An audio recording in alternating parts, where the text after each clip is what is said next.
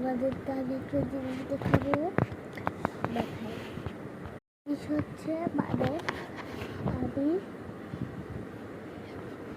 এই যে এই মোবাইলের এখানে ঘষতেছিলাম, এখান থেকে বড় একটা কাজ এসে এখানে ধাক্কা মেরে দেয়।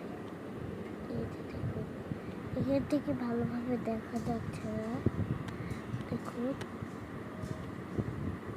এই যে মানে বোঝা যাচ্ছে না, লাল টকটকা হয়ে আছে।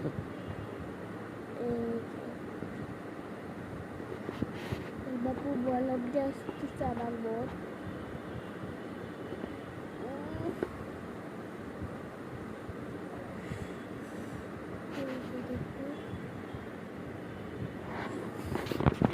Tata, good night. Hello guys, তোমাদেরকে আমি একটা জিনিস দেখাবো। সেই জিনিস হচ্ছে মাত্রই জুতো করবো, সে বসতে আর দেখো কি হয়েছে, কি অবস্থা হয়ে গেছে। এই জুতিটা দেখাতে পারছি না, এই যে জুতি কি অবস্থা। আমি এখন ঠিক করবো, অনেক টাইম আছে।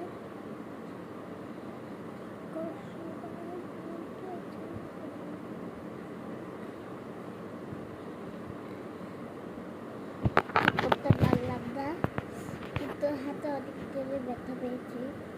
মোবাইলে ভালো মতো বোঝা যাচ্ছে না, মানে দুঃখের ভিতর ঢুকে আছে, রক্ত আস্তে আস্তে ঢুকতেছে ভিতরে। আমি কিভাবে আমি কিছুই বুঝতে পারছি না, মানে কি বলবো আর যাবে না আপনার রেখে একটু জলদি করতে হবে। করতে বললাম এই লাইট পাহাড় অনেক বেশি, এই যে দেখতে পাচ্ছেন আমি কি দেখি লাইটের পাহাড়, মানে দূরে থেকে ভালো দেখা যায়, একদম চোখে লাগবে, তাকে বলবেন না।